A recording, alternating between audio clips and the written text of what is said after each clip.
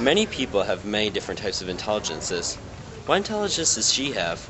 Emotional? What about her? Experiential? And what about the rest of the classes? Now let's find out more about all these different theories of intelligences.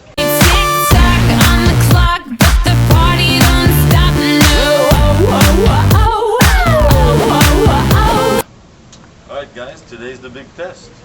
Here you go.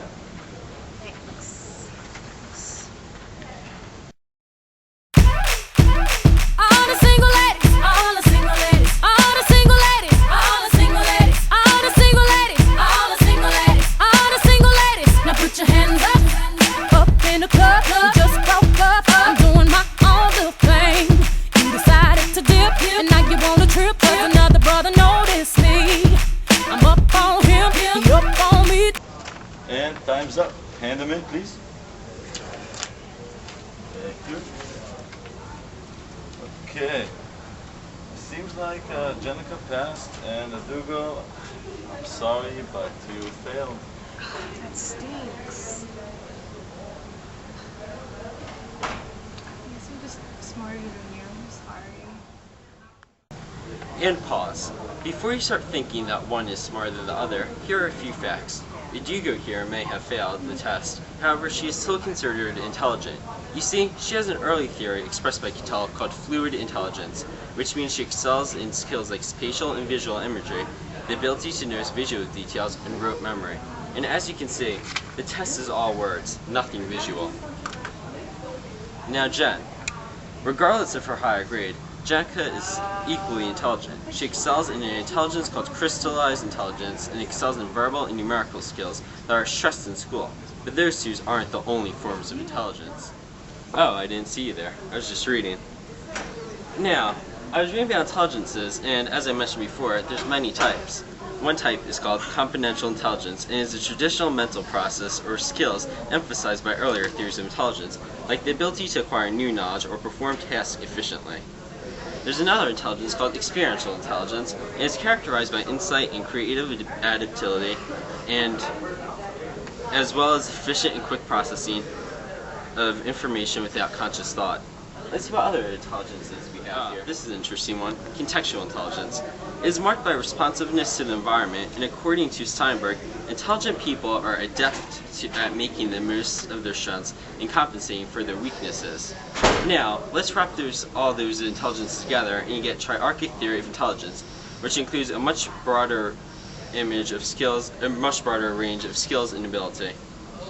The final theory of intelligence is theory of multiple intelligences, which asserts that we refer to as intelligence actually consists of many separate abilities, each of which is relatively independent of the others. Now, there's one other intelligence here that I'm going to talk about, and that's called emotional intelligence.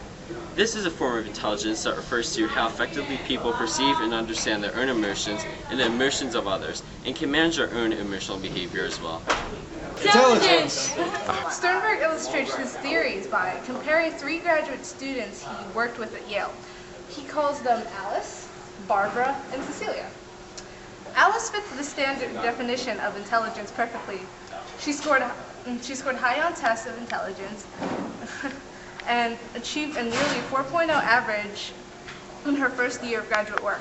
But in the second year, she's having trouble developing her own research ideas, and she had dropped from the top of the class to the lower half.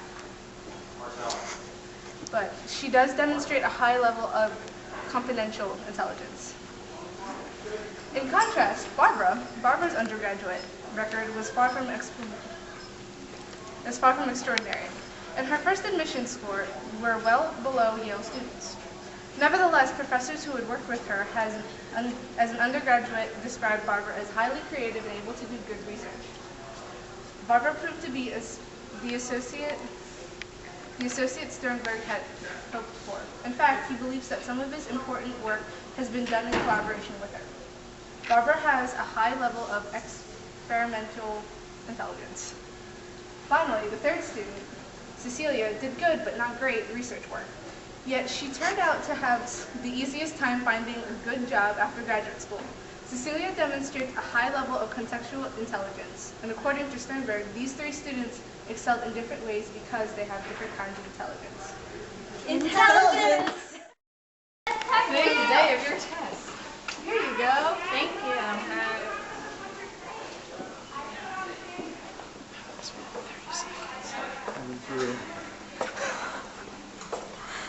Hey, Mr. Candy.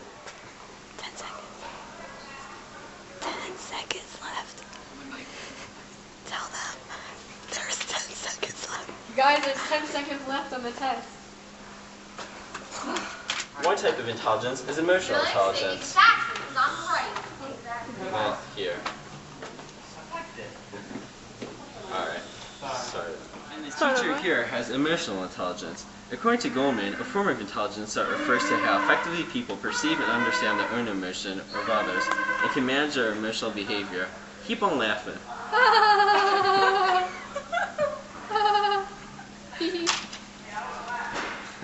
Alright, now we have a lot of time left, don't we? Tell by my attitude that I most definitely from